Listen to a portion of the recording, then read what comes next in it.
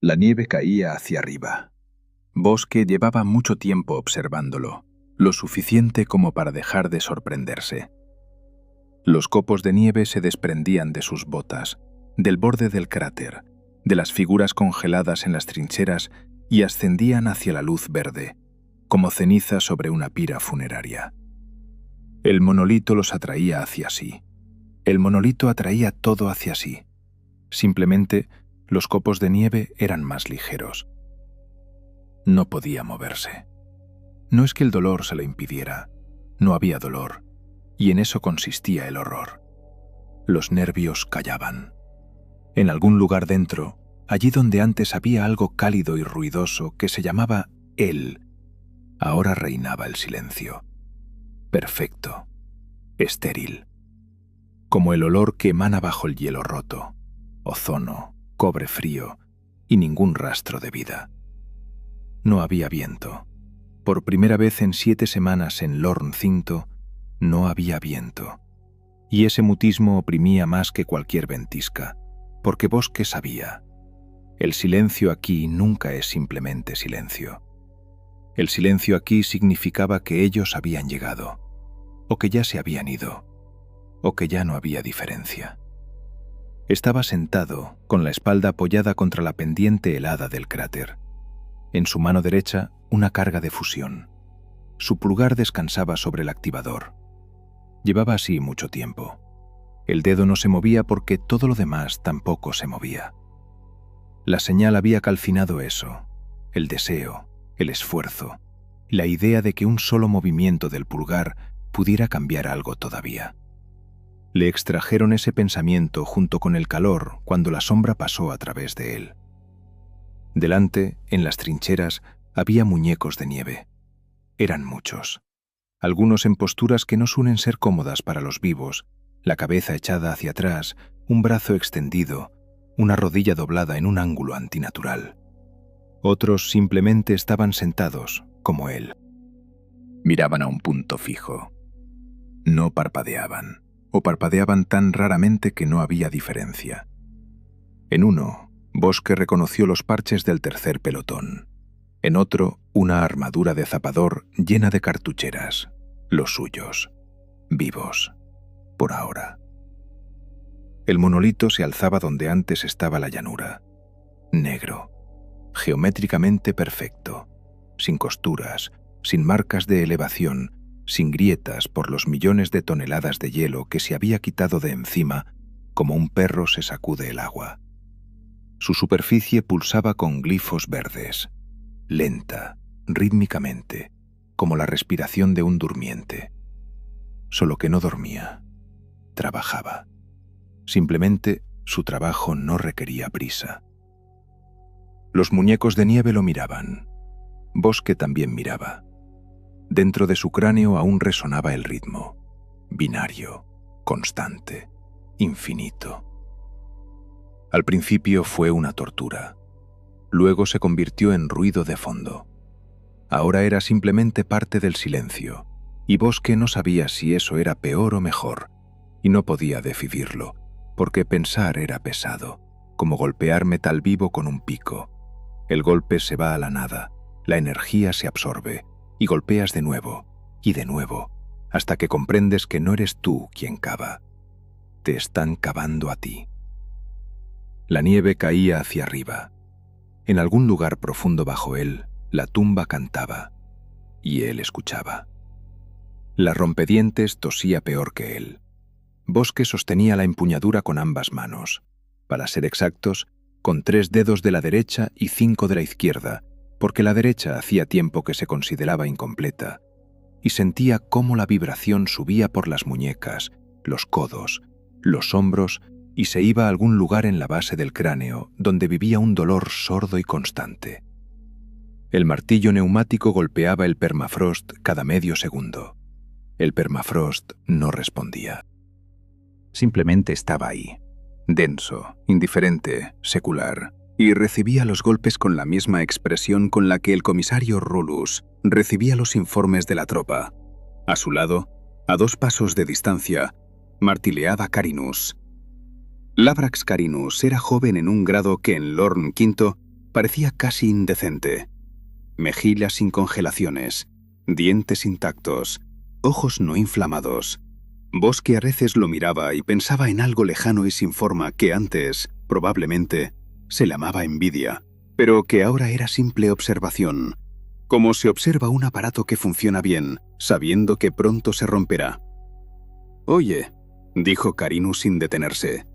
«En Ferraña dicen ahora es verano. ¿Te imaginas? Verano. Allí las frutas crecen directamente en la calle, sin cúpula. Simplemente cuelgan de los árboles». Bosque no respondió. Una palabra de más es una pérdida de calor. Era una regla no del reglamento, sino del cuerpo. El organismo había aprendido hacía tiempo a economizar en todo, incluido el habla. «Me lo contó un operador de box. Estuvo allí antes del traslado. Dice que el aire huele a dulce. Simplemente así, por sí mismo. Permafrost». Golpe. Permafrost. Golpe. Bosque exhaló, un silbido húmedo y burbujeante, y cambió de posición los pies. El hielo bajo las botas estaba prensado, oscuro por el aceite y el hollín. La trinchera tenía 1,5 metros de profundidad y debía llegar a los 2 para el trípode de un volter pesado que aún no habían traído y que, en opinión de Bosque, nunca traerían. Esas cosas se sienten. El instinto de zapador no es mística. Es simplemente años de experiencia observando cómo el mando planea una cosa y la logística hace otra. «Bellic», llamó Naso. El cabo Stadius Naso estaba de pie al borde de la trinchera, con las manos bajo las axilas, mirando hacia abajo con el aspecto de un hombre harto de mirar hacia abajo, pero que lo seguiría haciendo durante mucho tiempo porque las alternativas eran peores. Era mayor que Bosque unos 10 años, aunque por su aspecto la diferencia era menor. Lorn Cube igualaba a todos hacia la decrepitud.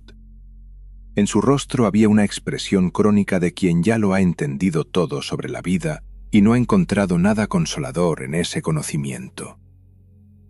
«La norma», dijo. «¿Cuánto llevas?» Bosque miró la marca en la pared de la trinchera. «1,70 m. Necesito 2 para las 16:00, o Rulus recortará las raciones al 4.º pelotón». Pausa. «A todo el pelotón, Bellic, no solo a ti». No era un reproche. Era información presentada en la única forma que Naso consideraba efectiva, como una consecuencia, no como presión moral. Bosque lo valoró. Bajó las rompedientes de nuevo al hielo. Desde el perímetro norte llegó el sonido de un chimera. Primero la tos de Prometio del motor, luego el chirrido de las orugas sobre la nieve costra, después la voz por el amplificador. Rulus recorría las posiciones. Su voz cubría las trincheras como el frío, uniformemente, sin grietas. «Cuarto pelotón. El ritmo de trabajo es inadmisible. Veo espaldas en lugar de resultados. Declaro, cualquier retraso respecto a la norma será calificado como sabotaje en zona de combate». Carinus silbó bajito. «Sabotaje», repitió. «Menos mal que no es deserción». «No le des ideas», dijo Naso desde arriba. El chimera pasó de largo, dejando tras de sí una nube de escape y un silencio que, después de él, parecía casi pacífico. Bosque lo siguió con la mirada. Luego bajó la vista a sus pies. Aquí, en el fondo mismo de la trinchera, el hielo cambiaba de color. No bruscamente, sino gradualmente, como la transición del crepúsculo a la noche. Arriba era blanco con gris, y aquí se volvía más oscuro, casi azul. Casi. La rompedientes dio un impulso brusco de retroceso. Bosque instintivamente ajustó el agarre, y el sonido del golpe no fue el correcto. Golpeó una vez más. Escuchó. La vibración no se iba hacia la roca densa, se iba hacia el vacío. Estaba golpeando algodón, contra algo que recibía la energía cinética y la absorbía. No la devolvía, no la dispersaba en fragmentos, sino que precisamente la absorbía, como una esponja absorbe el agua. Eso estaba mal. Estaba profesionalmente mal. Así no se comporta el hielo, así no se comporta la piedra, así no se comporta absolutamente nada de lo que Bosque había conocido en 12 años de trabajo de zapador. Se detuvo. Carinus martilleaba al lado, sin darse cuenta. Nazo miraba hacia el horizonte, donde la ventisca comenzaba de nuevo a reunir fuerzas. Bosque agarró la rompedientes con más firmeza y golpeó más fuerte, con todo el peso del cuerpo echándose encima. La punta atravesó el último centímetro de permafrost y encontró debajo algo distinto. El sonido cambió. No era hielo, no era piedra, no era vacío, algo intermedio. Bosque se enderezó. Su respiración, una exhalación húmeda y sibilante, se disolvía en el aire en pequeñas nubes. Se quedó mirando la marca de la punta, casi invisible en el hielo azulado del fondo de la trinchera. Solo una rayita, solo un rasguño sobre lo que había bajo sus pies. Nazo se asomó desde arriba. «¡Bellic, el ritmo!». Bosque levantó la rompedientes, la bajó hacia un lado, allí donde el hielo era normal, comprensible, honesto. Empezó a golpear de nuevo. Sobre el sonido no dijo nada. Una palabra de más es una pérdida de calor. Regresó allí por la noche, no por una orden, no por curiosidad. La curiosidad era un lujo que Bosque hacía tiempo que no podía permitirse. Regresó porque no pudo no regresar. Era una atracción profesional, casi física, la misma que obliga a un zapador a comprobar una vez más el nodo del detonador, ya comprobado 2 veces. El cuerpo sabía lo que la mente aún se negaba a formular. El barracón dormía. Nazo roncaba en sueños con la regularidad de un mecanismo. Carinus yacía envuelto en 2 sacos de dormir a la vez y murmuraba algo, probablemente sobre Ferragna, sobre los árboles con frutas, sobre el aire que huele a dulce. Bosque lo miró un segundo, luego se levantó, se puso la armadura sobre el forro térmico y salió. El frío fuera estaba vivo. No simplemente estaba en el aire, se movía, buscaba rendijas en el equipo, encontraba zonas de piel expuesta y se clavaba en ellas con la diligencia de un escarabajo. Bosque hundió la cabeza en los hombros, apretó los muñones de los dedos en un puño dentro del guante. Los reflectores de los chimeras estaban en el perímetro, iluminando la ventisca exterior y dejando las posiciones en una relativa oscuridad. El centinela del puesto norte no giró la cabeza, o dormitaba de pie, o había aprendido hacía tiempo a ver solo lo que el reglamento ordenaba ver. La trinchera estaba vacía. Bosque bajó por las grapas, encontró el lugar, lo habría encontrado con los ojos cerrados, porque el cuerpo recordaba, y se puso en cuclillas. La linterna en su muñeca emitió un haz estrecho, iluminó hacia abajo. El fondo de la trinchera parecía normal, hielo, escarcha, la marca de la punta de la rompedientes. Bosque sacó una sonda pequeña, una varilla metálica fina con un sensor sísmico en el extremo, y la insertó con cuidado en la marca. Pulsó el botón. El sensor leyó la resonancia y transmitió al visor unos números que Bosque miró durante varios segundos, y luego miró un poco más. La piedra daba unos números, el hielo otros, el vacío unos terceros. Estos números no eran ni los unos, ni los otros, ni los terceros. Guardó la sonda. Sacó de la cartuchera un pico pequeño, no la rompedientes, sino uno manual, para trabajo de precisión, y con cuidado, en silencio, con el mínimo esfuerzo, golpeó en el mismo lugar. La capa superior de hielo se desmoronó. Debajo, 1 centímetro, quizá 1,5 centímetros de hielo puro, traslúcido en azul. Y bajo el hielo algo brilló. Bosque acercó la linterna. Negro, absolutamente negro. No como el carbón, no como la resina, sino como la ausencia. Como un agujero en el aire lleno de materia que no reflejaba la luz, sino que la absorbía. Una superficie sin poros, sin textura, sin un solo punto donde la mirada pudiera aferrarse. Perfectamente lisa. Golpeó una vez más. En la superficie negra apareció un rasguño, fino, blanquecino. Bosque lo miró. El rasguño se cerró. No de inmediato. despacio, con la misma lentitud orgánica con la que cicatriza un corte en la piel. Primero los bordes se juntan, luego la marca palidece, luego desaparece. 10 segundos, quizá 12, y la superficie volvía a ser perfecta. Bosque estaba sentado sobre ella y oía su propia respiración. Un silbido burbujeante y húmedo, y nada más, porque el viento amainó por un segundo y el silencio se desplomó de golpe y desde todas partes. En el silencio algo parpadeó. No la linterna, desde abajo. Desde la profundidad del metal negro, a través de él, como a través de un cristal, emergió lentamente un símbolo. Angular, asimétrico a primera vista, pero cuanto más miraba Bosque, más fuerte crecía la sensación de que allí había simetría, solo que se construía bajo leyes que el ojo humano no está entrenado para leer. Luz verde, no brillante, tenue, casi suave, como una luz nocturna en la enfermería. El dolor llegó antes de que pudiera apartar la cabeza. Una aguja, justo detrás de los ojos, profundo, allí donde no hay nervios, pero el dolor estaba allí de todos modos, e inmediatamente un pitido en los oídos, agudo y constante, como la señal de una baliza de emergencia. Bosque cerró los ojos con fuerza, se apretó el puño contra la frente. El símbolo permaneció bajo los párpados, impreso, como cuando miras una lámpara y luego la ves en todas partes. El pitido cesó, el dolor también, casi todo, dejando tras de sí una pulsación que se apagaba tras la sien derecha. Bosque abrió los ojos.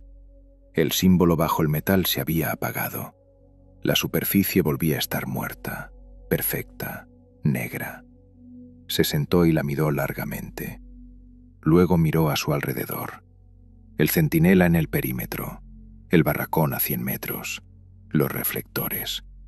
La ventisca comenzaba a reunir fuerzas de nuevo en el horizonte. Bosque sacó una pala de zapador pequeña y echó nieve sobre la zona expuesta del fondo. La niveló. La pisó. Retrocedió un paso, miró. Normal. Simplemente el fondo de una trinchera. Simplemente hielo. Ya estaba poniendo el pie en la primera grapa cuando comprendió lo que debía haber hecho. Un informe. Al cabo Nazo, luego por la cadena de mando al sargento, luego al oficial de guardia. Ese era el reglamento. Esa era la regla. Cualquier anomalía del terreno en zona de trabajos de ingeniería está sujeta a informe inmediato. Bosque se quedó quieto, aferrado a la grapa. Si informaba, vendrían los tecnosacerdotes, o los zapadores de la reserva del regimiento, o, lo que era peor, el propio Rulus. Cerrarían el sector. A él lo trasladarían. Lo más probable, al sector norte, donde el hielo va en estratos y la rompedientes se atasca cada 20 minutos. Allí la norma de excavación es el doble de pequeña, y Rulus recorta las raciones por eso con tanta ganas como por sabotaje. Aquí, en su sector, el hielo era comprensible, casi comprensible. Subió. Regresó al barracón. Se acostó sin quitarse la armadura. Miró al techo de hierro corrugado. Escuchó los ronquidos de Nazo y el murmullo de Carinus. «Cuelgan directo en las ramas, te digo, así de naranjas». Y esperó a que el cansancio venciera.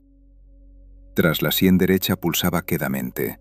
El símbolo bajo los párpados cerrados se derretía lentamente, como el rastro del aliento en un cristal.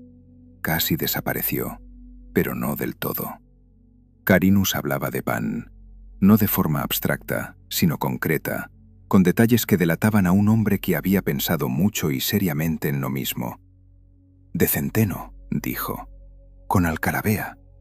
Su madre lo horneaba en un molde de arcilla que, antes de meter la masa, engrasaba y frotaba con sal por los bordes, y por eso la corteza salía especial, no solo dura, sino con un crujido que se oía desde el otro lado de la habitación. Hablaba de ello como otros hablan de mujeres o de dinero, con los ojos cerrados, con una expresión facial que Bosque no podía nombrar con exactitud, pero que reconocía. Aparecía en las personas cuando se iban a algún lugar dentro de sí mismas, a un lugar donde Lord Nube aún no había llegado. Bosque escuchaba y pensaba en que no recordaba cómo olía el pan. No es que la memoria se hubiera borrado. Recordaba la palabra pan. Recordaba que era algo cálido y relacionado con la comida. Pero el olor concreto y vivo del horneado, no se reconstruía, por más que se esforzara. Allí donde debía estar el olor, había un vacío con una ligera mezcla de prometío y de su propio cuerpo sucio. Eso le asustó más que el símbolo bajo el hielo. «¿Me escuchas?», preguntó Carinus. «Sí». «¿Mientes?». «Sí», repitió Bosque.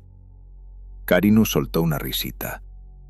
Estaban de guardia en el corte este de la trinchera. 2 horas para el relevo, linterna al mínimo, rifles láser apoyados en la pared al alcance de la mano. El cielo sobre el borde de la trinchera era oscuro y denso, sin estrellas. La ventisca se había calmado hacía 1 hora y ahora se estaba armando de nuevo. Bosque lo sentía por el cambio de presión, por cómo el aire se volvía más espeso y silencioso. La pausa antes de la tormenta. La conocía bien. Demasiado bien. «Después de esta campaña», dijo Carinus, «dicen que nos pueden trasladar a Ferraña. ¿Lo has oído?». «Lo he oído». «El operador de Boxhorn dice que es un mundo balneario. Bueno, no exactamente balneario. Allí también se necesita guarnición, pero sin combates. Solo estar de pie y parecer imponente». Bosque lo miró. Carinus parecía serio. Creía en ello, en Ferraña, en el pan con alcarabea, en que existe una última campaña después de la cual algo cambia. Bosque no le dijo que en el léxico de la guardia no existe la palabra después.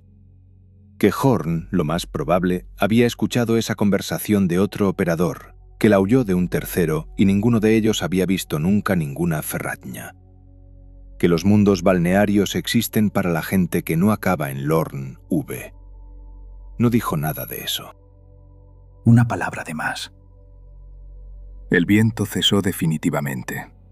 Bosque lo sintió antes de ser consciente de ello, como un cambio brusco de presión en los oídos, como el momento antes de que se rompa algo tenso. La ventisca murió al instante. El silencio se desplomó desde todos lados a la vez, denso, casi material, como algodón en los oídos. Se le cortó la respiración. Síndrome del silencio helado. Así lo llamaban en la enfermería, cuando alguien conseguía llegar a la enfermería y podía explicar con coherencia lo que le pasaba. Bosque nunca lo explicaba, pero conocía los síntomas desde dentro. Primero, la sensación de que el silencio mira. Luego, que en él hay un ritmo, demasiado regular para ser natural. Luego, sonidos que no existen. Ahora oía un zumbido, bajo, profundo, tan bajo que más bien se sentía en los huesos que se oía con los oídos, como un transformador lejano, como algo grande que empieza a funcionar lentamente. Bosque apretó el rifle láser y miró hacia abajo, al fondo de la trinchera, al lugar que había cubierto con nieve. La nieve estaba intacta, lisa, sin huellas. El zumbido cesó, o no cesó, sino que se convirtió en parte del silencio. Bosque no podía decir dónde estaba el límite. «¿Belik?». Carinus lo miraba. «¿Qué te pasa?». «Nada». «Has palidecido». «Siempre soy así». Carinus guardó silencio. Luego empezó de nuevo con Ferraña, ya más bajo, sin el calor de antes, como una persona que siente que su interlocutor ha dejado de escuchar, pero no puede detenerse, porque las palabras son una forma de mantener algo importante en su sitio. Bosque asentía. Miraba la pared de la trinchera de enfrente. El hielo, azulado a la luz de la linterna. Carinus dijo algo sobre su madre, que probablemente había envejecido mientras él estaba en el servicio, que no la veía hacía 7 años, que ella probablemente pensaba que estaba muerto porque las cartas desde Lorn 5 no llegan. Eso lo saben todos. Los correos postales evitan este sistema, y hacen bien, pero aún así. «Le escribiré», dijo. «Cuando volvamos a la base, que lo sepa». «Escribe», dijo Bosque. Esa fue la última conversación que recordó entera. Luego fue el relevo. Llegaron 2 del tercer pelotón, asintieron en silencio, ocuparon sus puestos. Bosque y Carinus fueron al barracón. Se desvistieron sin encender la luz, se acostaron. Nazo ya dormía. Bosque yacía mirando la oscuridad y escuchaba la respiración de las 2 personas a su lado, y era viva, irregular, humana, con ronquidos, con fallos, con Carinus que dio vueltas durante mucho rato y, al parecer, seguía murmurando algo sobre Pan ya en sueños. Bosque cerró los ojos. Los abrió. Luz gris a través de la rendija en la lona, madrugada temprana del Horn 5, que de la noche se diferenciaba solo por el grado de oscuridad. Nazo ya se había levantado, trasteaba con el hornillo. Olor a recaf sublimado, acre, casi químico. El saco de dormir de Carinus estaba vacío. Bosque lo miró unos segundos. El saco estaba apartado, aplastado, como si la persona se hubiera levantado y salido. Nada alarmante. Quizá una necesidad. Quizá se despertó antes. Nazo sirvió recaf en 2 vasos. Miró el saco vacío, luego a Bosque. «¿Dónde está Carinus?» Bosque no respondió. Ya se estaba poniendo la armadura. Fuera, en el corte este de la trinchera, sobre el hielo yacía un rifle láser, medio fundido en la costra de nieve, la culata hundida en el hielo 1/3, el metal del cañón derretido y fusionado con la superficie, como si alguien lo hubiera presionado allí con un esfuerzo monstruoso, y luego el hielo se hubiera vuelto a solidificar. Al lado, un casco. Para ser exactos, la parte inferior de un casco. La correa, el barboquejo, la nuquera. La parte superior no estaba. No estaba rota. No estaba arrancada. Simplemente estaba ausente. Un corte perfectamente liso, como hecho con regla, al nivel de los arcos superciliares. El borde liso, sin abolladuras, sin grietas, sin rastros de calor. La nieve alrededor estaba intacta, ningún rastro de lucha, ningún rastro de sangre, ningún rastro en absoluto, solo un casco sin parte superior y un rifle láser fundido en el hielo, y silencio, y luz gris, y olor a ozono, apenas perceptible, casi desaparecido, pero aún presente en el aire. Bosque se quedó de pie ante aquello mucho rato. Luego se dio la vuelta y siguió a Nazo. Rulus escuchó el informe de pie. Era una elección deliberada. Estar de pie mientras el informante habla. Mirarlo desde arriba, aunque la diferencia de estatura fuera mínima. El comisario sabía crear una vertical allí donde no la había. Estaba de pie junto a la mesa de campaña en el compartimento de mando del Chimera, con las manos a la espalda, y miraba a Bosque con la expresión de alguien a quien le traen barro en las botas y le piden que evalúe su composición. Bosque habló brevemente. Carinus no regresó del relevo. Rifle láser encontrado fundido en el hielo. Falta la parte superior del casco. Corte liso. Rulus guardó silencio un segundo después de que Bosque terminara. «Fundido», repitió. «Afirmativo. En el hielo». «Afirmativo». Rulus lo miró un segundo más. Luego desvió la mirada hacia algún lugar detrás del hombro de Bosque, allí donde en el marco de la puerta estaba Nazo, con aspecto de quien ya sabe cómo terminará esto, pero está obligado a presenciarlo. Luego el comisario tomó una tableta de la mesa, abrió el registro de personal, encontró la línea necesaria. «Soldado Labrax Carinus», leyó en voz alta. «412º Regimiento, 4º Pelotón, Cuerpo de Ingenieros». Pausa. El estilete escribió y puso un sello. «Abandono de puesto no autorizado en zona de combate. Deserción». Bosque abrió la boca. La culata llegó de lado. Rápido, sin tomar impulso. un movimiento puramente técnico que Rulus claramente había practicado muchas veces. No para causar el máximo daño, para detener. Bosque se tambaleó, se sujetó con la mano en la pared del chimera, sintió cómo en su cabeza estallaba un breve blanco y luego se apagaba lentamente. De la nariz sintió el olor antes que el dolor. «Si vuelves a abrir la boca sin permiso», dijo Rulus con tono uniforme, «encontraré otro artículo para ti».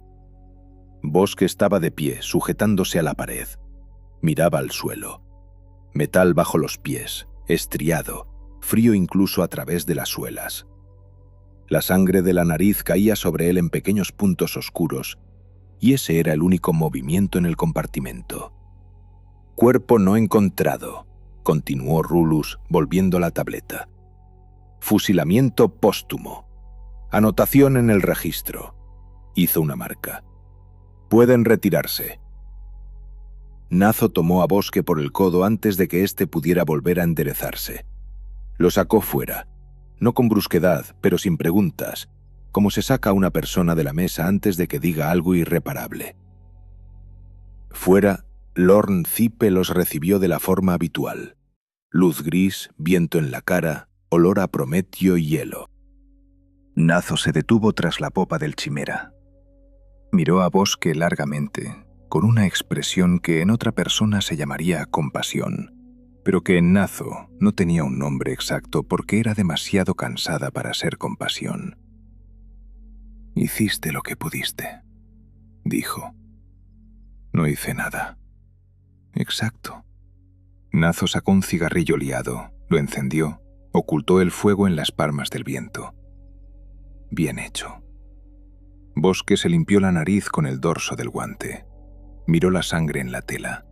Pensó en Carinus, en que llevaba 7 años sin escribir a su madre, y ahora en el registro junto a su nombre figuraría la palabra desertor. Y si la madre alguna vez hacía una solicitud, y no la haría porque la gente con pan de centeno y moldes de arcilla no sabe hacer solicitudes a los archivos imperiales, pero si la hacía, leería esa palabra. Nazo. Había un olor, ozono, cuando me acerqué al casco. El cabo dio una calada, exhaló lentamente. El generador falla en el perímetro este. 3ª semana. Presenté una solicitud. No es el generador. Bellic. Nazo lo miró, directo, sin irritación, sin condescendencia, simplemente directo. Escúchame atentamente. Carinus se fue. Tal vez él mismo, tal vez no. Pero viste lo que hizo Rulus con tu informe. Ahora imagina qué te dirá sobre el ozono y sobre el corte liso y sobre las luces verdes bajo tierra, que aún no me has contado, pero veo que quieres hacerlo. Bosque guardó silencio. Correcto, dijo Nazo. Calla, cava, cumple la norma. Tiró el cigarrillo a la nieve. El muerto no puede ayudar al vivo, recuérdalo. Se fue. Bosque se quedó de pie junto a la popa del chimera. Desde dentro, a través del blindaje del casco, llegaba la voz de Rulus. Ya estaba dictando el siguiente informe, algo sobre la moral de combate del 4º pelotón y sobre las supersticiones de la tropa, voz uniforme, de negocios, sin emociones, como un cogitador procesando datos. Bosque lo escuchaba y pensaba en que esa voz y lo que había bajo el hielo se parecían, no en contenido, en estructura. Ambos no dejaban lugar a objeciones. Ambos trabajaban en una lógica donde el ser humano era una línea en un registro, sujeta a clasificación y cierre. La diferencia era que Rulus, al menos, reconocía la existencia de Carinus. Lo que había bajo el hielo simplemente borró la parte superior de su cabeza y no dejó registro. Bosque regresó a la trinchera. Tomó la rompedientes. Se colocó en su lugar, allí donde el hielo era normal, donde el retroceso iba correctamente, donde bajo los pies no había nada excepto roca helada y roca aún más helada debajo. Empezó a golpear. La norma era 1,70 m. Necesitaba 2. Golpeaba, y la vibración iba a través de las muñecas y los codos, hacia los hombros y más allá, a la base del cráneo, donde vivía el dolor constante. Y eso era correcto. Eso era familiar. Ese era el único idioma en el que Lorne Thie hablaba honestamente. Tú golpeas, la tierra resiste. Tú golpeas de nuevo. Nada de símbolos, nada de ozono, nada de cortes lisos donde antes había una persona. Simplemente hielo. Simplemente trabajo. Tras la sien derecha pulsaba quedamente. No pensaba en ello. Un pensamiento de más es un miedo de más. La tierra bajo los pies se calentó al tercer día. No bruscamente, sino gradualmente, de modo que Bosque al principio pensó que era su propio cuerpo, que había perdido definitivamente la capacidad de distinguir temperaturas. Se agachó, se quitó el guante de la mano izquierda y presionó la palma contra el fondo de la trinchera. El hielo estaba allí. Lo veía, blanco con azul, pero a la palma no le devolvía frío, sino algo intermedio, neutral, como un metal que ha estado en una habitación el tiempo suficiente para olvidar el frío del exterior. Bosque se quedó de pie pensando en ello más tiempo del debido. Luego se puso el guante y siguió cavando. Hacia la tarde, la nieve en el fondo de la trinchera comenzó a derretirse. Despacio, primero por los bordes, allí donde el hielo tocaba la pared, apareció un fino borde húmedo. A la mañana siguiente, el agua se acumuló en pequeños charcos que no se congelaban, aunque fuera había 38 grados bajo cero. Bosque los miraba y pensaba que el agua no tenía razones para estar líquida allí. La física de Lord Nube no contemplaba agua líquida en trincheras abiertas durante la noche polar. La física, obviamente, no sabía lo que había debajo de las trincheras. El Auspex fue el primero en dar a entender que el mundo alrededor dejaba de funcionar según las reglas habituales. Era un aparato viejo, un escáner de campaña estándar, pantalla verde, sonda mecánica, carcasa desgastada con el número de serie troquelado. Bosque lo usaba cada mañana para comprobar el terreno antes de empezar los trabajos. La mañana del quinto día, el escáner mostró bajo el fondo de la trinchera nada. Vacío, absoluto, como si bajo 1 metro de hielo comenzara un espacio abierto que se extendía hacia la profundidad más allá del alcance del aparato. Lo calibró, comprobó la batería, reinició el cogitador. De nuevo, nada.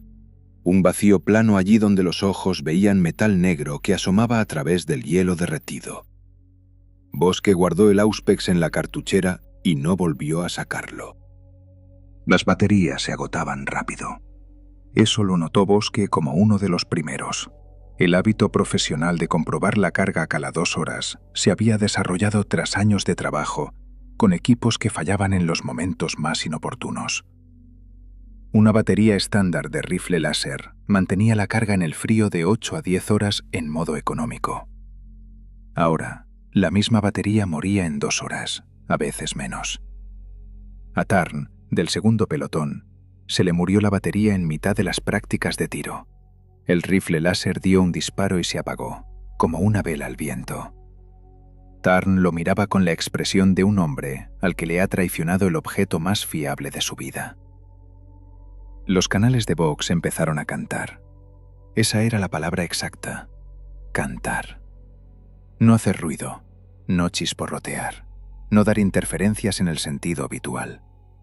La estática en el éter se organizaba en un ritmo, no una melodía, un ritmo, binario, como latidos del corazón con una arritmia incorrecta.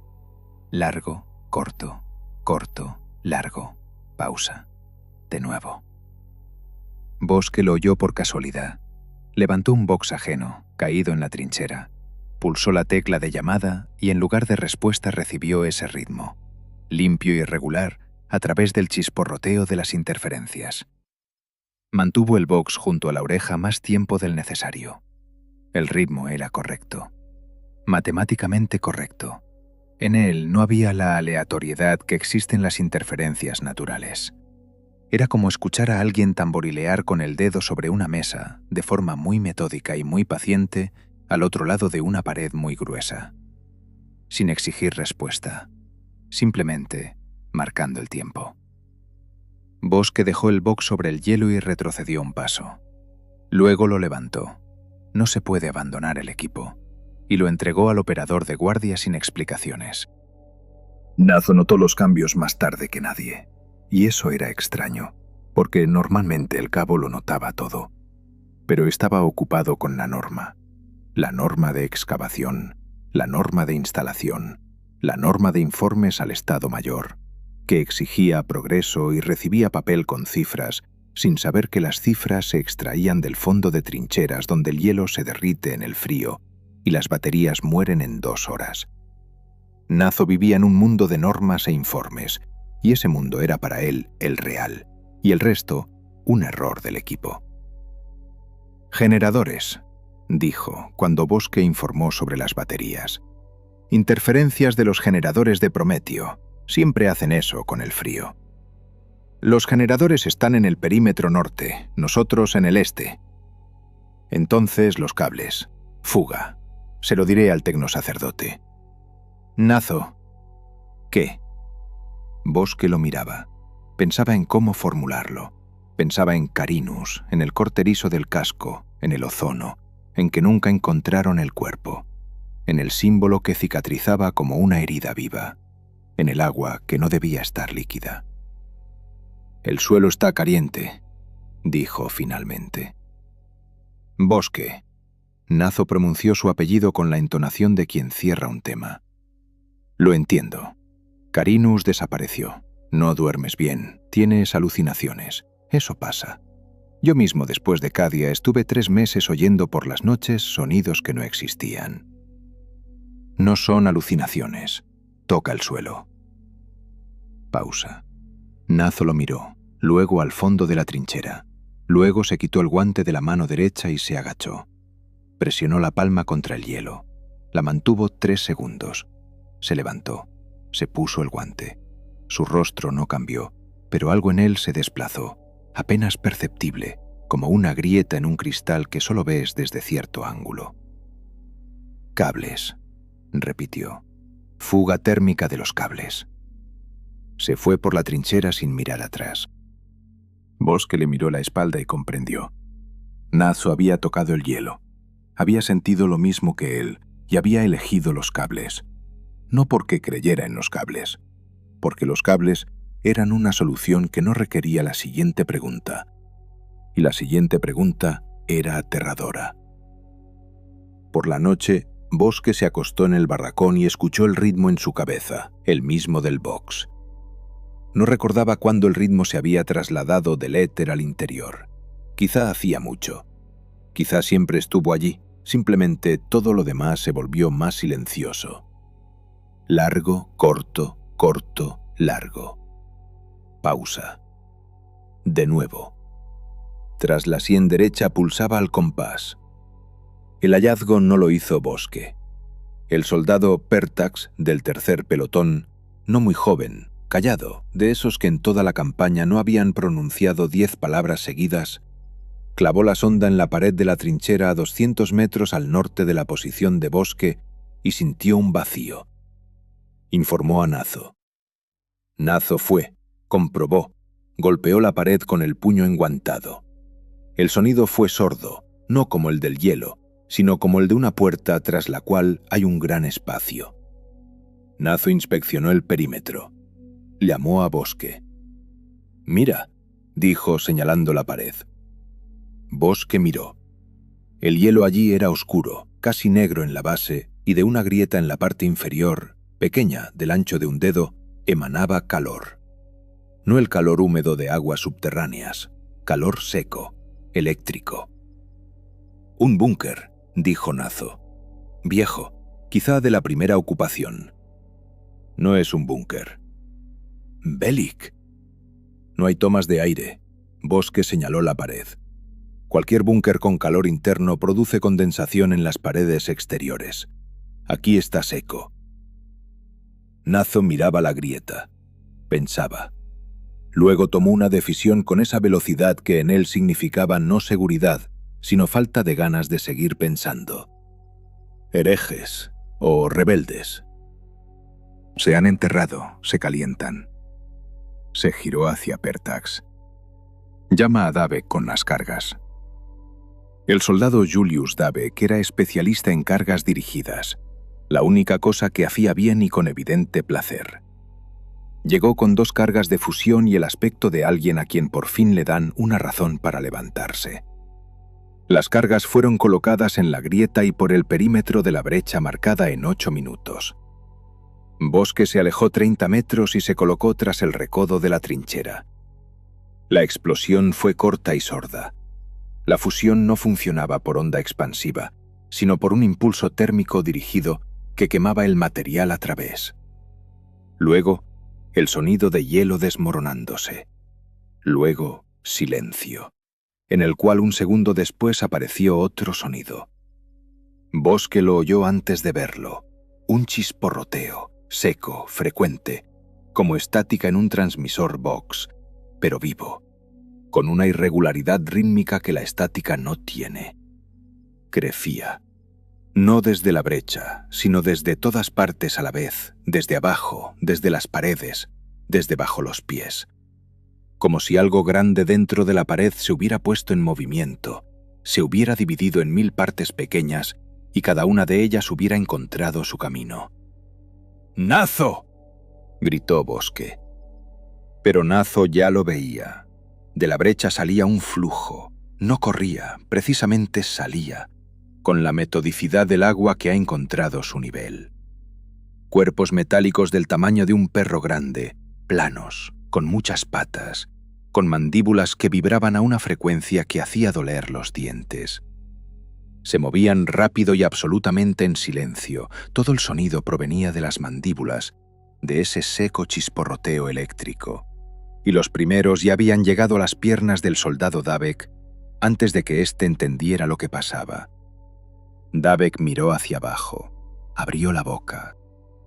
Las mandíbulas tocaron la suela de su bota, y la suela desapareció. No se quemó, no se fundió, sino que precisamente desapareció, desmantelada en sus partes componentes más rápido de lo que el ojo podía registrar. Davek dio un paso atrás. Su pie dentro de la bota desmantelada tocó el hielo y cayó, y los escarabajos lo cubrieron antes de que aterrizara. Bosque miró aquello durante 4 segundos. Luego empezó el pánico. Alguien disparó. El rifle láser soltó un haz. El haz impactó en un escarabajo. El escarabajo se tambaleó y continuó el movimiento con una mancha quemada en el caparazón que cicatrizaba sobre la marcha. Otro disparo. Otro. Los escarabajos no reaccionaban a los rifles láser por principio. No era resistencia, era indiferencia, como la indiferencia de una piedra ante un mosquito. Seguían trabajando. ¡A los lados!, gritaba Nazo. ¡Fuera de la trinchera! ¡Arriba! Bosque se pegó a la pared, dejando pasar a los que huían, y miró al fondo de la trinchera. Los escarabajos se movían por él en 2 direcciones, una parte tras los que se retiraban, otra hacia el lugar donde el hielo estaba más caliente, donde el metal oscuro se transparentaba a través de la costra que se derretía. No perseguían a los humanos con la velocidad con la que podrían hacerlo. Bosque lo veía. Trabajaban, abrían caminos, limpiaban la superficie, desmontaban obstáculos. Los humanos eran obstáculos. El soldado Sentis tropezó a 3 metros de Bosque. Cayó de bruces en el hielo, soltó el rifle, intentó levantarse. Los escarabajos lo alcanzaron en 1 segundo. 2, no más. No lo cubrieron con su peso. Trabajaban con cuidado, empezando por la periferia. Primero las suelas, luego la espinilla, metódicamente, capa por capa. Sentis intentaba gritar, pero de la garganta solo salía aire, por el shock o por algo que las mandíbulas hacían más rápido de lo que el dolor lograba llegar al cerebro. 18 segundos. Bosque lo contó después, ya arriba. 18 segundos desde el momento de la caída hasta el momento en que en el hielo quedó solo una silueta de polvo oscuro. El límite de lo que fue un hombre, delineado por el mismo polvo en el que lo habían convertido. Arriba, Nazo reunía los restos del pelotón. 3 no salieron: Pertax, Davek, Sentis, más otros 2 del segundo pelotón que Bosque no conocía por nombre, solo de cara. 5 en 3 minutos. Los escarabajos no salieron del perímetro de la trinchera. Se detuvieron en el borde, como agua a la que le bastó el nivel encontrado, y regresaron a la brecha. La brecha empezó a cerrarse. Bosque lo miraba desde el borde de la trinchera, a una distancia de 5 metros. Los bordes de la ruptura en la pared se juntaban lentamente. El metal vivo fluía, llenaba el espacio, restauraba la forma. En 2 minutos, de la brecha quedó solo una fina línea, luego desapareció también ella. La pared estaba perfecta. Nazo se puso junto a Bosque. Miró largamente la pared, luego al lugar donde debía estar el polvo de Pertax, pero la ventisca ya lo había esparcido por la trinchera. «No son herejes», dijo finalmente. La voz era uniforme, demasiado uniforme, como pasa cuando una persona la mantiene conscientemente en ese rango porque otros rangos ahora son peligrosos. Bosque no dijo nada. «¿Qué es eso?», preguntó Nazo, en voz baja, no para el informe, no para el reglamento, simplemente preguntó. Bosque miraba la pared perfecta de la trinchera, el hielo oscuro en la base con un borde húmedo de nieve derretida.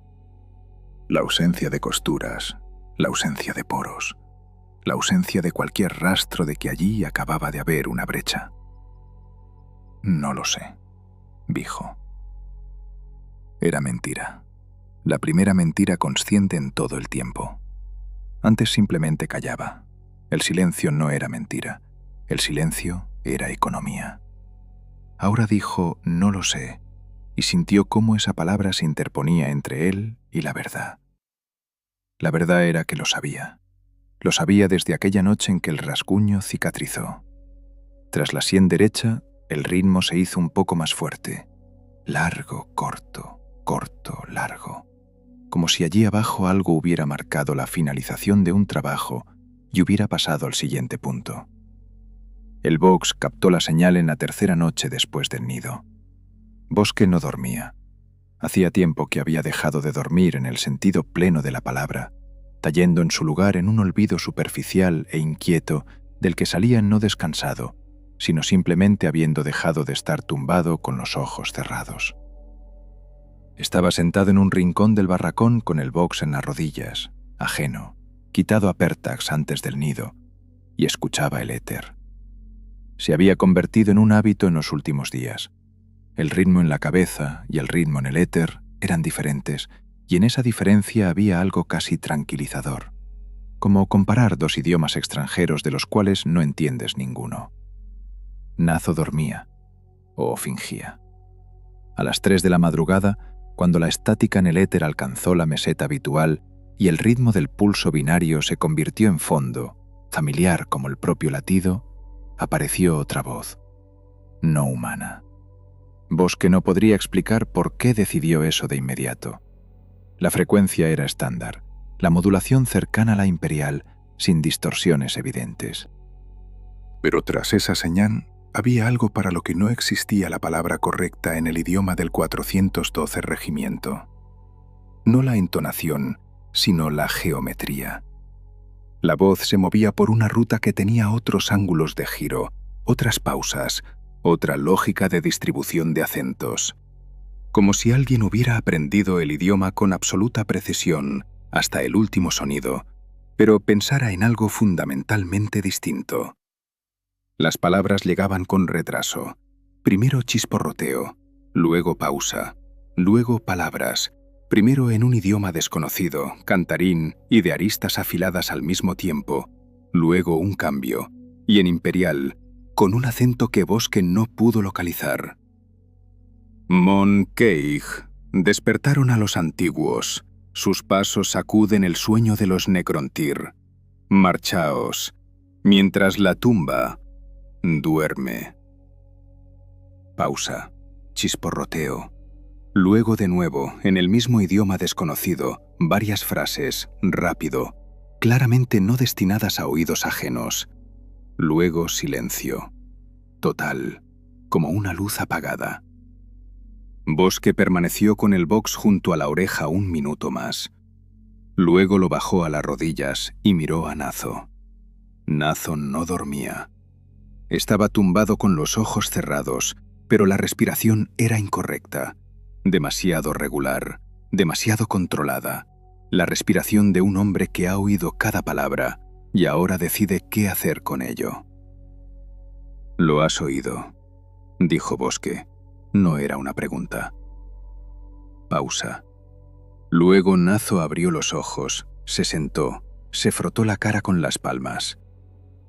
«Desinformación», dijo. Nazo. «Senos». Eldar, a juzgar por el acento. Hablaba de forma uniforme, como si leyera una instrucción. Siempre hacen eso. Interceptan frecuencias, transmiten pánico. Guerra psicológica. Nos enseñaron en Cadia. Los llamaron Necrontyr. ¿Y qué? No es una invención, es un nombre concreto. Bellic. Nazo se levantó, fue hacia la salida, apartó la lona un segundo. El aire helado entró en el barracón como un cuchillo. Miró el perímetro, se aseguró de algo suyo, bajó la lona de nuevo, se giró. «Si transmito esta señal por la cadena de mando, ¿qué pasará?» Bosque guardó silencio. «Rulus recibirá un informe sobre intercepción senos en nuestra frecuencia. Llamará a un especialista del Ordo. El especialista llegará en 3 días. Durante este tiempo, Rulus buscará la fuente de la señal, es decir, a nosotros, y hará preguntas sobre por qué escuchábamos frecuencias cerradas a las 3 de la mañana en lugar de dormir antes del turno de trabajo». Pausa. Y luego preguntará por qué el soldado Bosque tiene en su poder el box del soldado Pertax, que consta como fallecido en circunstancias no aclaradas. Bosque miró el box en sus manos. «Tíralo», dijo Nazo en voz baja. «Por la mañana». En el extremo lejano de la trinchera, lejos, dirás que encontraste uno ajeno, no sabes de quién. ¿Y la señal? No hubo señal. Nazo se acostó. Se giró hacia la pared.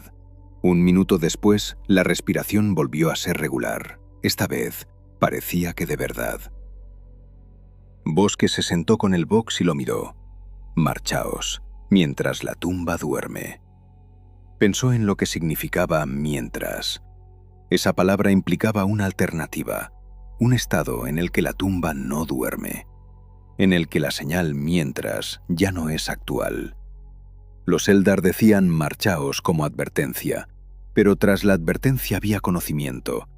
Sabían lo que pasaría cuando la tumba despertara, y ese conocimiento no les pareció razón suficiente para quedarse y ayudar. Simplemente advertían. Como se advierte a una persona que camina sobre hielo que ya cruje, no porque se pueda llegar a tiempo para salvarla, sino porque, de lo contrario, luego resulta incómodo. Tras la lona del barracón, Lorn Kipe respiraba ventisca. Bosque oía el viento, habitual, constante, el mismo viento que había aprendido a percibir como fondo, como silencio, porque el verdadero silencio era más aterrador. El viento significaba que fuera todavía había un mundo normal con física normal, donde el frío es simplemente frío y la tierra bajo los pies es simplemente tierra. Se llevó el box a la oreja una vez más. El éter estaba muerto, solo el ritmo, binario, regular, paciente. Largo, corto, corto, largo. Luego, un sonido nuevo, apenas audible, casi al límite de la percepción. Bosque apretó el box más fuerte. No era un ritmo, era una estructura. El mismo ritmo pero multicapa, como si una voz se hubiera dividido en varias, cada una en su frecuencia, y todas juntas formaran algo que tenía un principio y una lógica de crecimiento. Como el despertar de un sistema, como un cogitador cargando un protocolo operativo secuencialmente, proceso tras proceso. Bosque apartó el box de la oreja. Se acostó en su sitio, cerró los ojos. Por la mañana tiró el box en el extremo lejano de la trinchera, como dijo Nazo.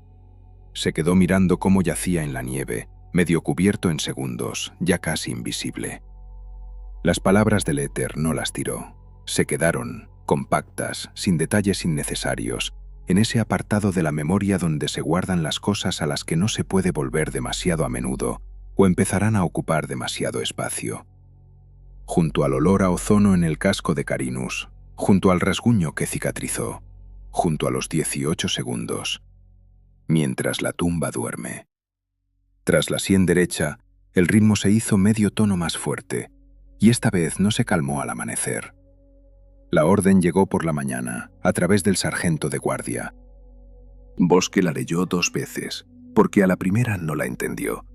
No las palabras. Las palabras eran sencillas, sino la lógica. Minar el sector de excavaciones por el perímetro. Colocar las cargas a medio metro de profundidad con un intervalo de 10 metros. Objetivo: destrucción de la supuesta red de túneles subterráneos del enemigo. Plazo de ejecución: 48 horas. Firma: Comisario Advocati Rulus. Nazo recibió la misma orden. Leyó una vez, asintió. Empezó a distribuir el trabajo. Bosque tomó las rompedientes y fue a la posición. El trabajo era habitual. La colocación de cargas en el permafrost. Bosque sabía hacerla con los ojos cerrados, y el cuerpo se ocupó de ello solo, mientras la cabeza pensaba en otra cosa. Colocaba la carga, medía 10 metros con la sonda, taladraba el siguiente nido. Colocaba la carga, 10 metros, taladraba, mecánicamente, como un servidor al que le han asignado una ruta. En la carga número 12 se detuvo, no porque estuviera cansado. La rompedientes le dio lo que le daba siempre: información a través de la vibración, a través del sonido del golpe, a través del carácter del retroceso. 12 años de oficio de zapador habían convertido eso en un lenguaje que el cuerpo entendía antes que la mente. Y ahora el cuerpo decía algo que la mente quería rechazar. Bosque sacó la rompedientes del agujero de perforación. La movió medio metro a un lado. Golpeó. Escuchó. La movió. Golpeó. Escuchó.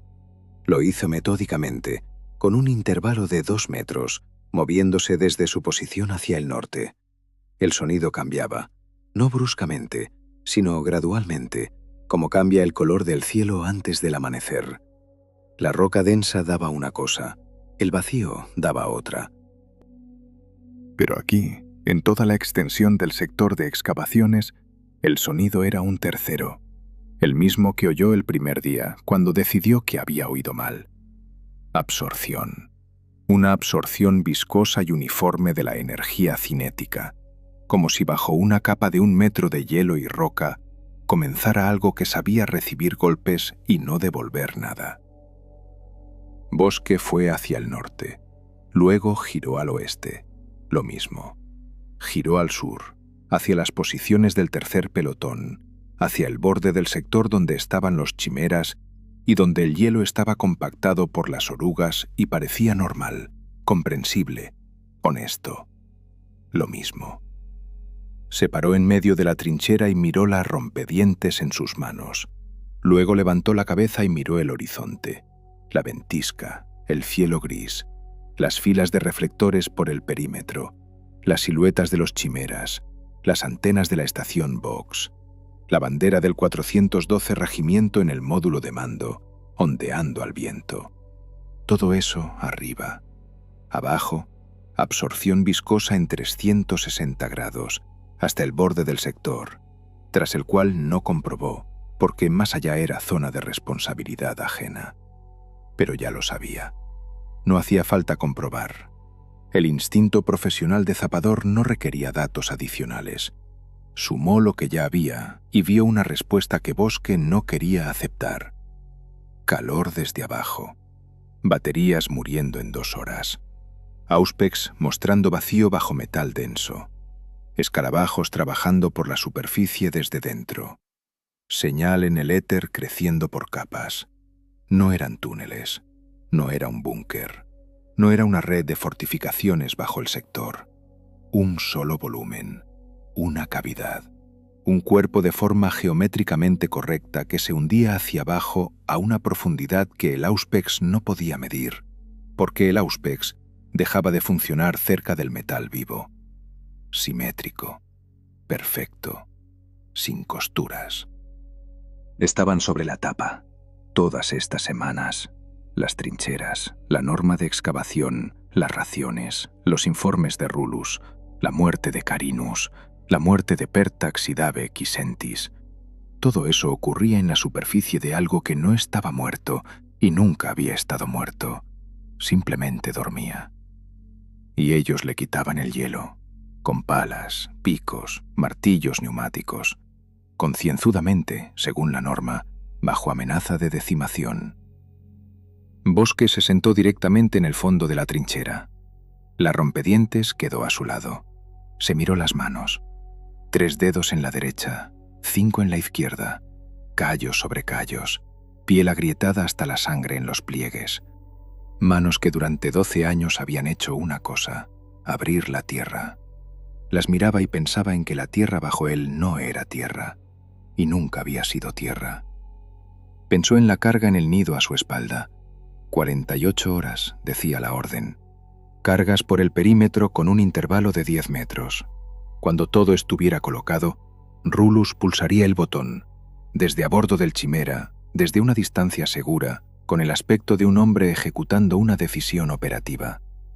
Las explosiones cortarían la capa superior, hielo, roca, medio metro hacia abajo, justo allí donde el metal vivo comienza pegado a la superficie. Bosque pensó en lo que sucedería cuando las cargas de fusión abrieran la tapa. Pensó en ello mucho tiempo, sentado en el fondo de la trinchera, mientras el viento arrastraba nieve fina sobre su cabeza. Luego se levantó. Tomó las romperientes. Caminó 200 metros hasta la posición de Nazo, que colocaba la 8ª carga, y no notó de inmediato que Bosque estaba a su lado. Nazo. Tengo que explicarte algo. Luego. El cabo apisonaba la carga en el nido sin levantar la cabeza. Llevo retraso. No son túneles. Bellic, estoy ocupado. Nazo. Bosque se puso en cuclillas a su lado para hablar bajo. Escúchame un minuto. Acabo de recorrer todo el sector con las rompedientes. Ronda completa. 200 metros al norte, 100 al oeste, vuelta al sur. En todas partes igual. En todas partes. Absorción. No son túneles, no son cavidades. Un solo volumen. Nazo se enderezó. Lo miró. Un solo volumen. ¿Qué es? Significa que bajo nosotros no hay túneles. Hay una gran estructura. Bosque recogió una sonda del suelo. Dibujó en la nieve un rectángulo. Aquí está nuestro sector. 100% 40 metros. Toda esta área es el techo. Nazo miraba el rectángulo en la nieve. ¿El techo de qué? No lo sé. La segunda mentira consciente. Pero cuando Rulus detone las cargas por el perímetro, no destruirá túneles. Quitará la capa superior de algo que se encuentra debajo. Y no tengo motivos para pensar que sea una buena idea. Largo silencio. El viento. El zumbido lejano de los macrogeneradores. La bandera en el módulo de mando, ondeando. «¿Entiendes?», dijo finalmente Nazo despacio, «que tendré que informar de esto a Rulus». «Sí». «¿Y entiendes lo que dirá?» «Sí». «Y aún así has venido». Bosque miró el rectángulo en la nieve. El viento ya empezaba a borrarlo. Suavizaba las esquinas, cubría las líneas. 1 minuto más, y no quedaría nada. «Soy zapador», dijo. «Mi trabajo es entender qué hay bajo tierra antes de meter explosivos ahí». Nazo lo miró un segundo más. Luego asintió. Una vez, brevemente, como se pone un sello en un documento. «Vamos», dijo. Fueron hacia el módulo de mando. A espaldas de Bosque, en nidos oscuros por todo el sector, esperaban 47 cargas. La 48 nunca la colocó. Rulus los escuchó de pie. Como siempre, manos a la espalda, mirada por encima de las cabezas, expresión de hombre al que le traen el clima en lugar de un informe. Bosque hablaba. Nazo estaba a su lado y callaba, lo cual en sí mismo era una rareza. Normalmente Nazo sabía encontrar formulaciones que convertían una verdad incómoda en un informe aceptable. Ahora callaba, y ese silencio era más elocuente que las palabras. Bosque habló 3 minutos. Sobre la ronda del sector, sobre el carácter del retroceso, sobre que la absorción era uniforme en 360 grados, sobre el volumen único, sobre que las cargas por el perímetro abrirían la capa superior de lo que se encuentra debajo y no destruirían túneles que no existen. Hablaba de forma uniforme, sin entonaciones, sin presión, sin intentar convencer, simplemente datos. Un zapador informa sobre el carácter del terreno. Rulus guardó silencio 10 segundos después de que Bosque terminara. Luego dijo: «Enséñame el esquema». Bosque desplegó la tableta, vieja, con una grieta en la pantalla sujeta con cinta técnica de reparación. Esquema del sector trazado a mano. Posiciones de las trincheras, puntos de perforación, ruta de la ronda. Puso la tableta sobre la mesa ante el comisario. Rulus la miró 4 segundos. Luego desvió la mirada hacia Bosque. «Eres zapador», dijo. «Afirmativo». «No geólogo, no tecnosacerdote, no especialista del ordo Xenos». «Afirmativo». «Significa que tu evaluación del carácter del terreno es tu opinión personal, no una conclusión experta». Pausa. Bosque entendió hacia dónde iba aquello, pero no encontró qué objetar, porque no había nada que objetar. Técnicamente el comisario tenía razón. 12 años con la rompedientes no daban acceso a conclusiones geológicas. «Afirmativo», dijo. «Bien». Grulus tomó de la mesa el activador remoto, compacto, negro, del tamaño de un puño, con una tapa de seguridad roja sobre el botón. Lo sostenía como se sostienen las cosas que ya se ha decidido usar. «Entonces, permíteme, como persona con una conclusión experta del geólogo del Estado Mayor y una orden del mando del cuerpo, exponerte la situación». Hablaba en voz baja. Era peor que cuando gritaba. Bajo el sector de excavaciones se encuentra una red de túneles subterráneos, presuntamente utilizados por el enemigo para el desplazamiento oculto. Esa es la evaluación experta. La orden es liquidar. Las cargas están colocadas. Miró la tableta de Bosque. Tu opinión sobre el carácter de la respuesta vibratoria ha sido registrada. Contradice la evaluación experta. En caso de divergencia de opiniones, la prioridad la tiene la evaluación experta. Es el reglamento. «Comisario», dijo Nazo. «Silencio, cabo». «Escúchelo», dijo Nazo, bajo, pero claro. «Simplemente escúchelo. Llevo 20 años en el campo. No soy paranoico ni supersticioso. Le digo que aquí pasa algo. La tierra está caliente. El equipo falla. Hemos perdido a 5 hombres en un túnel que se cerró en 2 minutos tras la explosión». Rulus lo miró largamente. 5, repitió. 5 que murieron en un intento de detonación no autorizada sin permiso del mando, lo cual en sí mismo es una violación del protocolo. Yo lo registré. Su muerte está registrada como accidente por violación de las normas de seguridad. Nazo abrió la boca. Rulus quitó la tapa roja del botón. Bosque vio eso y comprendió. No con la mente, sino con el mismo instinto con el que leía el terreno, que las palabras se habían acabado. Que los siguientes segundos ya estaban escritos, y lo único que aún no estaba determinado era dónde estarían ellos cuando todo empezara. «Comisario», dijo.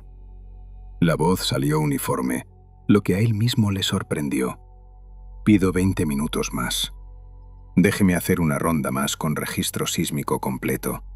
Datos al cogitador, no mi opinión personal. 20 minutos. Rulus lo miraba. Bosque miraba el botón. Tomaremos esta altura, dijo Rulus en voz baja, aunque tengamos que arrasar la maldita montaña hasta los cimientos. Pulsó el botón. La tierra no respondió de inmediato. Primero hubo una serie de golpes sordos por el perímetro, uno tras otro, con intervalos de medio segundo, como los pasos lentos de algo muy grande. Las cargas de fusión funcionaban en modo estándar, quemando la capa superior, arrancando hielo y roca. Bosque sintió la vibración a través de las suelas, no el retroceso de las explosiones, sino algo debajo de ellas, más profundo, que respondía a los golpes, como si alguien hubiera llamado a la puerta y la puerta comenzara a abrirse. Luego la tierra suspiró. No se puede decir de otra manera. La superficie a 100 metros del módulo de mando descendió unos 10 centímetros, uniformemente, como se hunde un edredón, y volvió a subir. Despacio, con dignidad. Y con ese movimiento llegó un sonido desde bajo tierra, no una explosión, no el crujido del hielo, sino un zumbido bajo y creciente, tan profundo que no lo oían los oídos, sino los huesos. El zumbido de un sistema saliendo del sueño. «Nos vamos», dijo Nazo. Agarró a Bosque por la manga y lo arrastró hacia la salida del módulo de mando. Bosque caminaba mirando hacia atrás, hacia Rulus. El comisario estaba junto a la mesa con el activador en la mano y miraba la pantalla de vigilancia del perímetro. Su rostro era incomprensible. No asustado, sino incomprensible, como le ocurre a una persona que ve algo que no encaja en ninguna de las categorías que posee. Fuera todo era distinto. No había viento. El viento había muerto en un segundo, como un hilo cortado. Los copos de nieve colgaban inmóviles en el aire, literalmente colgaban, sin caer ni subir. Los reflectores de los chimeras daban un tono verde, no por los filtros, simplemente la luz en el aire cambiaba de color, y Bosque no sabía por qué, y no quería saberlo. Por el perímetro del sector de excavaciones, el hielo se resquebrajaba en líneas largas y rectas, estrictamente paralelas, estrictamente perpendiculares, con una precisión geométrica que las grietas naturales no tienen. La tierra bajo ellos comenzó a elevarse, lentamente, inexorablemente, como una respiración. «¡Corre!», dijo Nazo. Corrieron. A su espalda, Bosque oía cómo crujía el hielo, no caóticamente, sino con ritmo, con el mismo ritmo que oía en el éter del box y en su cabeza tras la sien derecha. Largo, corto, corto, largo. Cada compás una nueva grieta, cada grieta un metro más ancha que la anterior. Detrás, desde bajo tierra, comenzó a brotar luz verde. Bosque corría y pensaba en una sola cosa. 48 cargas en los nidos del perímetro. Había colocado 47. El nido 48 no lo había llenado. Probablemente no había ninguna diferencia, pero pensaba en ello de todos modos. La tierra se encabritó. No de inmediato. Primero simplemente dejó de ser horizontal. Despacio, con la misma metodicidad con la que los escarabajos desmantelaron a Sentis, la llanura comenzó a cambiar de ángulo. Bosque corría y sentía cómo bajo sus botas desaparecía el apoyo. No bruscamente, sino suavemente, como la cubierta de un barco en una tormenta, solo que el barco tenía 150 metros de diámetro y surgía desde abajo, en lugar de balancearse desde arriba. Luego el hielo estalló, no por los bordes, sino por el centro, por el mismo medio del sector de excavaciones, allí donde estaban los tanques de la tercera división blindada, donde los Lehman Russ estaban alineados y parecían algo permanente, de hierro irreal. De allí llegó el sonido. Bosque no podía describirlo. No era una explosión, no era un crujido, algo intermedio, como si la realidad misma se hubiera agrietado por una costura que siempre estuvo allí, solo que nadie lo sabía. El primer Lehman Russ se inclinó, luego el segundo. Luego la tierra bajo ellos se abrió, y se fueron hacia abajo sin caer. Simplemente descendieron, como se hunden objetos pesados en un líquido viscoso, despacio y sin sonido, y el hielo sobre ellos se volvió a cerrar. Desapareció el primer tanque. Desapareció el segundo. El tercero logró disparar. El cañón principal soltó un disparo hacia la nada. El proyectil salió horizontalmente y explotó en algún lugar de la ventisca, y también se fue hacia abajo. Del centro, donde estaba la tierra, comenzó a elevarse la piedra negra. Bosque se detuvo. Nazo tiraba de su manga, gritaba algo. No se oían las palabras, porque el zumbido había subido a esa frecuencia donde los oídos dejan de ser útiles. Pero Bosque se quedó mirando, porque no mirar era imposible. Era como mirar un amanecer, el mismo instinto, la misma imposibilidad de apartar la vista, la misma inutilidad del intento. El monolito se alzaba. Un ángulo, luego una cara, luego la segunda cara, y convergían en la geometría perfecta de una pirámide, absolutamente negra sobre el fondo del cielo gris, sin costuras, sin grietas, por los millones de toneladas de hielo que se quitaba de encima, como quien se quita una manta. El metal vivo fluía por sus caras hacia abajo, como agua. Glifos verdes destellaban en la superficie, primero individuales, luego cadenas, luego secciones enteras, y cada nuevo glifo añadía un cuarto de tono más al zumbido, hasta que el zumbido lo fue todo. El cielo sobre el monolito cambió de color. Los copos de nieve que colgaban inmóviles comenzaron a subir, despacio al principio, luego más rápido, hasta que toda la nieve sobre el sector fluyó hacia arriba, hacia la cima de la pirámide, como hacia un punto de atracción. La luz verde de los glifos se reflejaba en los copos y convertía el cielo en algo que no tenía un nombre correcto. ¡Bosque! Nazo estaba frente a su cara, sacudiéndolo por los hombros.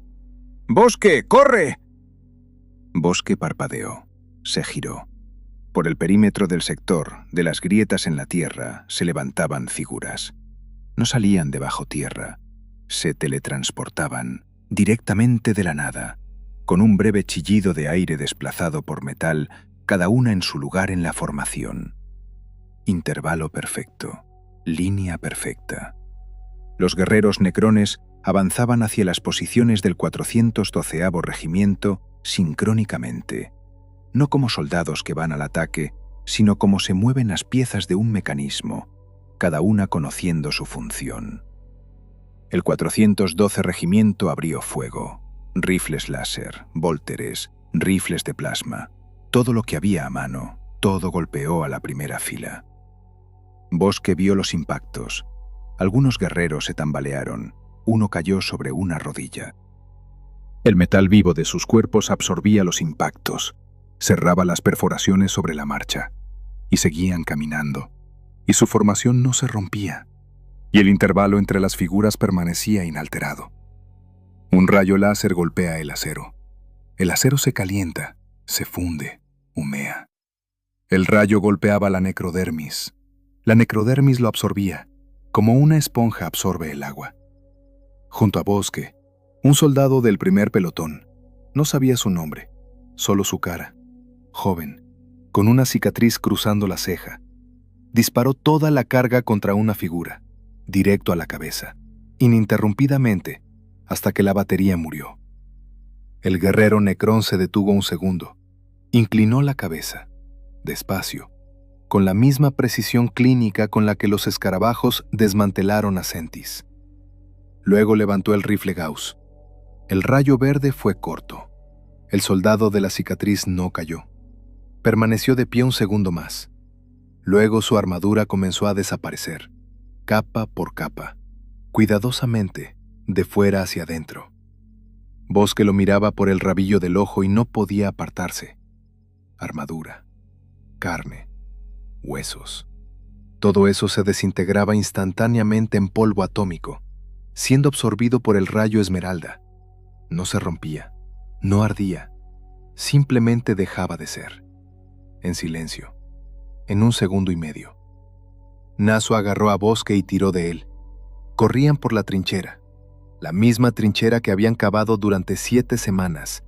1,70 m, 2 metros, norma de excavación, raciones del cuarto pelotón. Y la trinchera temblaba. Las paredes se derrumbaban. El fondo se agrietaba bajo los pies. Bosque corría y pensaba solo en el paso, en el siguiente paso, en no caer. Naso se detuvo en un recodo. Sacó una bomba de fusión, grande, medio kilo de carga, lo último que tenía. Miró a Bosque. Miró hacia atrás, hacia donde venían los guerreros. «Reténlos», dijo. Nazo, en el campo de supresión la fusión no funcionará. Lo comprobamos. Davek probó en el nido. Nada. Quizá aquí el campo sea diferente. Nazo lo miraba tranquilo. No con la tranquilidad de quien no tiene miedo, sino con la de quien ya ha tomado una decisión y ahora simplemente espera a que termine la conversación. «Corre, Belik. Perímetro norte. Allí aún quedan chimeras. Quizás salgas». «Nazo». «Corre». Bosque lo miró un segundo. Luego corrió. Oía detrás cómo Nazo gritaba, no de miedo, sino de esfuerzo. El grito bajo y ronco de un hombre que lanza algo pesado. Luego, silencio. No el silencio de una explosión de fusión, porque no hubo explosión. Simplemente silencio. Bosque se detuvo. Se dio la vuelta. Nazo estaba de pie en la trinchera a 20 metros. Estaba inmóvil, con la bomba de fusión en la mano caída. No había explotado, simplemente estaba allí, inútil como un palillo contra una armadura. Ante él estaba un guerrero Necrón, uno salido de la formación, detenido. Los ojos verdes miraban al cabo sin una expresión que se pudiera nombrar. El guerrero levantó el rifle Gauss. Nazo miró a Bosque, directo, a través de 20 metros de trinchera, a través de la tenue luz verde. Su rostro era normal, cansado, el mismo que había sido siempre. El rayo fue corto. Bosque miró. Primero desapareció la armadura, con cuidado, capa por capa, desde la hombrera hasta el peto. Luego la piel de los brazos, exponiendo lo que había debajo. Luego todo lo demás, por capas, metódicamente, en completo silencio, roto solo por el zumbido constante del rayo. Nazo no se movió mientras pudo no moverse. Luego no pudo moverse, porque no había con qué moverse.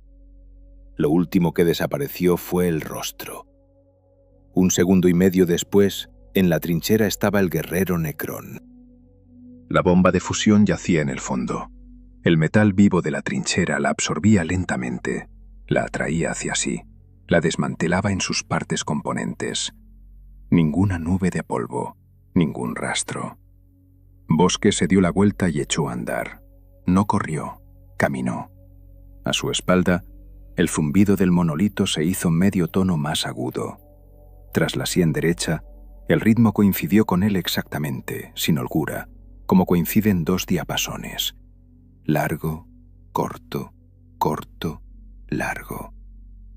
La nieve sobre su cabeza caía hacia arriba. En algún lugar delante gritaba gente. Luego dejaron de gritar. Rulus murió primero. Bosque lo vio desde el borde de un cráter, por casualidad, a través de una ruptura en la ventisca que no debía existir porque no había viento, pero que apareció de nuevo cuando el monolito se alzó a su altura completa y comenzó a crear sus propias corrientes de aire. A través de esa ruptura, a una distancia de 100 metros, Bosque observó los últimos segundos del comisario Advocati Rulus, con el mismo distanciamiento con el que observaba el hielo derritiéndose en el fondo de la trinchera. Rulus atacó. Era casi digno de admiración si se miraba sin contexto. Un hombre con una espada sierra corriendo al encuentro de una figura de metal vivo, una cabeza más alta que él, que se movía con la misma metodicidad con la que se mueve la marea. La espada sierra rugía, los dientes giraban. El comisario la sostenía con 2 manos y gritaba algo.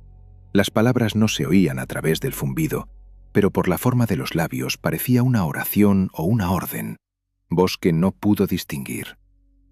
El señor Necrón se detuvo. Simplemente se detuvo y esperó a que Rulus llegara. Luego atrapó la espada con la mano desnuda, sin tomar impulso, como se detiene un lanzamiento suave, y el metal en la mano de Rulus se arrugó. No se rompió, no se partió. Se arrugó, como se arruga un papel que se va a tirar. Los dientes se atascaron. El señor sostuvo el metal arrugado un segundo, luego abrió la mano. Lo que había sido una espada sierra cayó a la nieve. Rulus retrocedió un paso. El señor levantó la mano derecha, despacio, con la precisión de un mecanismo que no tiene movimientos superfluos. El báculo de luz en la mano izquierda permaneció en su sitio. En los dedos de la mano derecha brilló un campo entrópico, y la mano se posó sobre el hombro del comisario, con cuidado, casi con delicadeza. Luego Rulus dejó de estar. Sin brillo, sin destello. Simplemente desintegración atómica. El mismo principio, la misma función, solo que aplicada a un humano a quemarropa. Bosque no podía explicar qué ocurrió exactamente, porque ocurría en un rango que no tiene descripción humana. Rulus existía. Luego el señor hizo algo con el espacio que el comisario ocupaba, y Rulus dejó de existir. No murió. Precisamente dejó de ser. Como se apaga una lámpara. La nieve en el lugar donde había estado permaneció intacta. Bosque estaba sentado en el cráter y miraba aquello. En su mano derecha tenía una carga de fusión. Su pulgar descansaba sobre el activador. Lo sostenía desde hacía tiempo, desde el momento en que cayó en el cráter al tropezar en el hielo que se resquebrajaba y comprendió que ya no había dónde correr, porque delante había una fila de guerreros y detrás otra, y entre ellas solo estaba este cráter y él en él. Pensaba en 3 opciones. Primera, volar al señor. Carga de fusión a quemarropa. Tal vez el metal vivo no tuviera tiempo de reaccionar a tal impulso térmico. Tal vez. La probabilidad era pequeña, menor de lo que quería admitir, pero existía. Era la opción heroica, y precisamente por eso parecía incorrecta. No porque Bosque temiera la muerte, sino porque las opciones heroicas presuponen un sentido, y el sentido en ese gesto era exactamente el mismo que en el intento de detener el monolito con un puño. Segunda, volarse a sí mismo, rápido. Más simple de lo que parece, un dedo, un movimiento, y en un segundo, nada.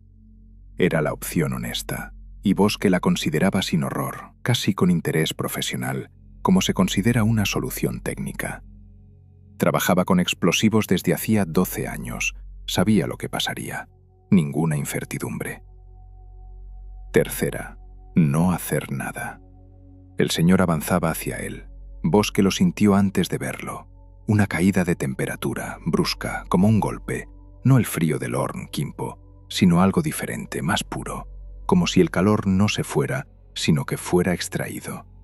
Su respiración, un silbido húmedo y burbujeante, se convirtió en vapor visible, espeso, casi sólido, y cada exhalación costaba más que la anterior. El metal de la carga en su mano se volvió abrasadoramente frío incluso a través del guante. El viento, en su cabeza, se hizo más fuerte. No el ritmo quedó de fondo.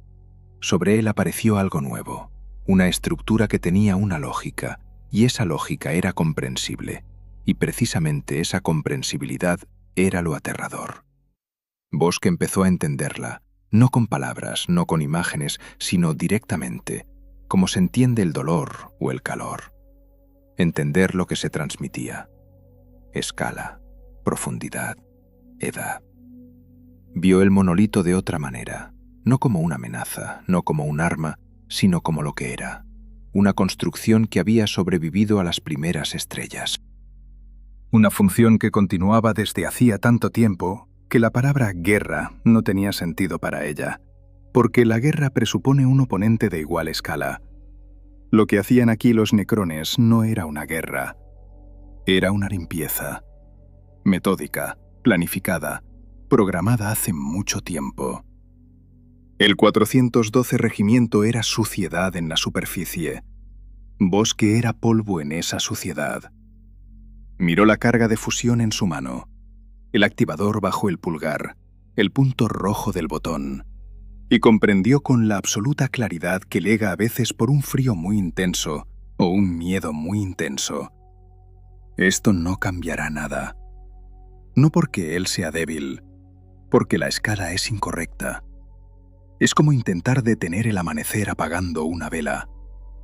El señor entró en su campo de visión, alto, esquelético, no como el esqueleto de un muerto, sino como el esqueleto de algo que nunca estuvo vivo en el sentido humano.